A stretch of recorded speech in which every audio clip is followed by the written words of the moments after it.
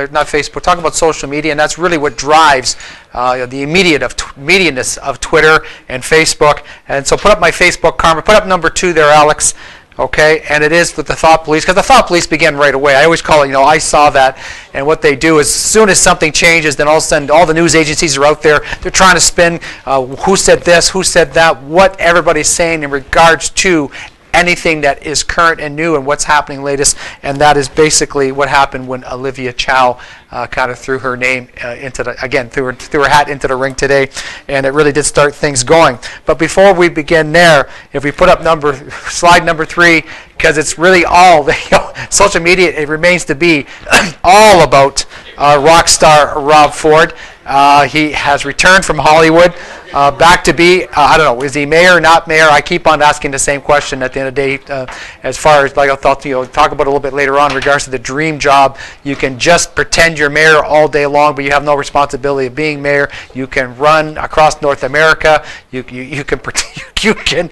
I don't even know who's footing the bill, which I kind of find very curious, with the Allison Redford announcement where she's going to pay back the $45,000 for her little junket to go to Nelson Mandela's funeral. That was going to come up, and it did. So I wonder how, as part of his campaign, his campaign mandate through Doug Ford, that Rob Ford's able to travel all the way around talking about supposedly selling all the great things that he can do for Toronto in regards to the mayoral campaign.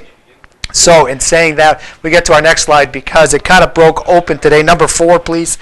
Okay, and it kind of broke open to the race for mayor, and really, truly, and this is where it was. It was regular TV. It was regular cable TV today. That's what it was, and it was George Lopez, our little buddy George Lopez. He was just recently at Caesars Windsor, and caused a little bit of a Twitter storm by taking his late night nap on the floor of the of the gaming area, the slot machines and all the roulette and everything else. He kind of, I guess we'll call it, took a nap that passed out, and he actually was on Ellen today in Windsor, Canada.